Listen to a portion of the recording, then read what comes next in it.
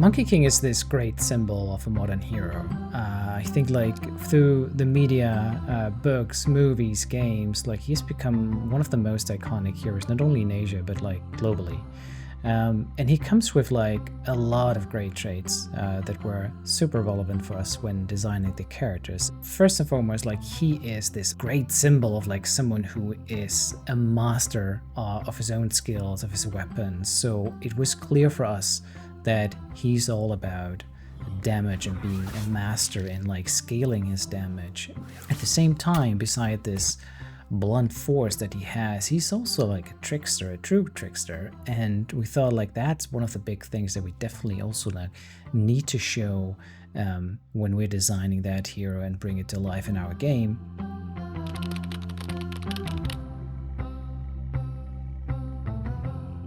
Wukong is like the first character that you will be able to play with. And he's great in like scaling damage. So something that is like very approachable from the get-go, but at the same time, and this is also especially important when starting the game off, like he has like a great skill to like get his health boosted.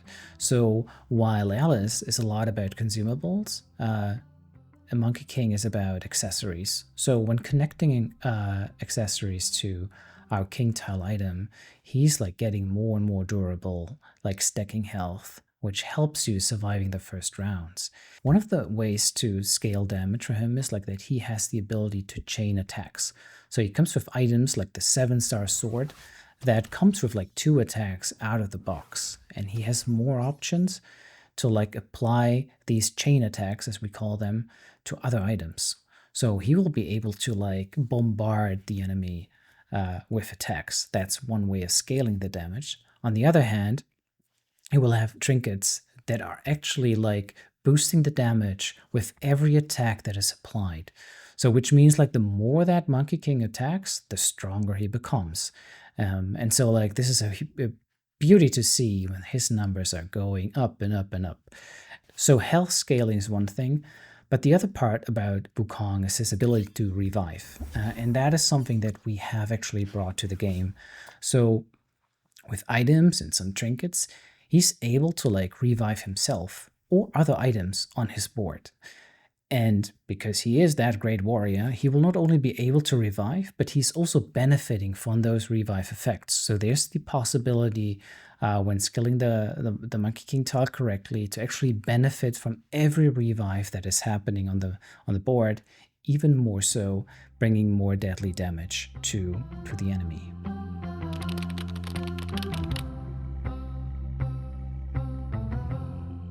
For Monkey King, we have introduced a keyword that is called confusion, which reflects this part of him and his facet on the trickery. Like when applying confusion to items, those items will still be able to attack you, but instead of just hitting their targets as they used to do, those items got confused. And now these tiles attack either a random item that could be one of yours, or they're hitting one of their own tiles, or they're even hitting themselves. And Monkey King is able to like apply confusion in multiple ways. So he has a dedicated weapon for that, the 1000-hair whip, but he has also like armor that is applying confusion to the attacking tile under certain conditions. So this brings like a different a spin to the game and could lead to like kind of funny situations where actually like the opponent is killing his own items. One of the aspects that I haven't touched on the trait stuff, which is his ability to shapeshift. So we have been going like a little bit more creative here. We have give him an ultimate that is making use of his ability of shapeshifting, and although this is not a classic enemy that he's shapeshifting into, we make him shapeshift into a dragon. Why? Because it's very cool, and Aubrey, our VFX master, have created a beautiful effect. With a lot of the VFX in this game, because the game is so two-dimensional in many senses, even though we're tricking it into feeling 3D, I thought it was a real nice opportunity to go very graphical feeling with the VFX, and so you'll notice this a great example of this is Monkey King's Ultimate, which feels like is a particle effect in a traditional sense, but is also like a really graphic element. Like the actual drawing of the dragon is like a very large part of it. And the other advantage we have, because this game, like in a lot of games, because you're reacting to what the player does and they're kind of going between two moving targets, you kind of have your VFX are kind of constrained and have to be reactive in real time. But because of the specific constraints of like having two boards that are facing each other, and you kind of know the starting and end point of the projectile before it starts, you actually have some really interesting ability to kind of pre-calculate the curve, and that means you can do really, really interesting things. So that's kind of where you see the dragon come out and do a little loop-de-loop. That's really the advantage of like the game that we're doing. So I kind of wanted to explore the specific advantages that we have in this current game. So yeah, doing lots of trails and having them follow interesting paths is something that I think makes this game interesting and unique to look at.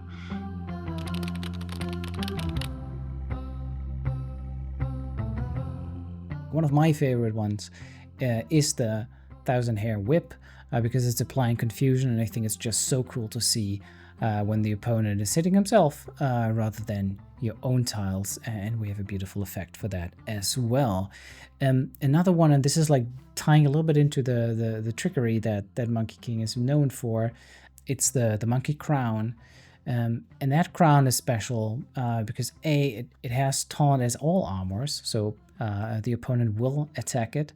But like this one comes with the benefit of like when connecting this tile to attack tiles, this armor actually gains reflect, and it gains reflect per adjacent attack tile. So you can actually scale that quite high, and if you're also lucky and got a fitting reflect boosting trinket, you can actually make like quite devastating effects out of that. And when hitting this Monkey Crown, when this one is fully upgraded and fully boosted, it's a devastating blow. And Anissa actually just did this to me in my last match, dealing 16 damage of reflect damage. So it was pretty cool. We should also talk about the Roost Charm, a pretty new item coming with like a unique effect. So this item is boosting your attack tiles, so giving straight power. If you put this adjacent to one of the attack tiles, which sounds a little bit boring, but like what it also does is like the more Roost Charms you are actually connecting to each other, so you can make a full chain of those, the higher the bonus you get on the power for the weapons. And this is true then for all other weapons that are connected as well. So you can create like wonderful snake and chains of these Roost Charms to devastatingly boost your Monkey King's arsenal. Also, a small favorite item of mine, or favorite tile of mine to add to the list. It's not the most impactful tile when you first see it. It's called the Corrupted Gourd. It actually is an item that gives you some bonus coins whenever you lose one of your weapons. And this is especially great as a comeback item, because if you start losing some battles, you actually also have a tiny advantage based on that. It's also a very fun tile because during the battle, there's extra results to come out of it. So it's not only about winning or losing, but also like how much extra coins am I getting with this. I think it's a really good tile to, at least at the beginning of your. I'm actually an Alice main, I would call myself, but I do enjoy playing Monkey King as well. He definitely puts me. He's at the beginning. He's a little bit easier to comprehend, I would say. It's nicer to build, and you see your results a bit quicker, which is actually, especially if you're in a particular state of mind, it's quite nice to play that way. One of the ways I do like to play him is just try to get as many attacks in as you can, and he skills very well in that. And it's really fun to see if you're just like pounding the opponent attack after attack. Yeah, I think Monkey King is just a great entry to Turnbound because he's an easy to pick up character. that has some obvious strategies to go for, that are really fun to pull off and see playing out, especially when his damage numbers go up insanely, but also offers more depth later down the line to explore for even more experienced players to see, even uncovering maybe some of the more hidden builds later down the road. So it's a great starting character and a good entry to the experience in Turnbound.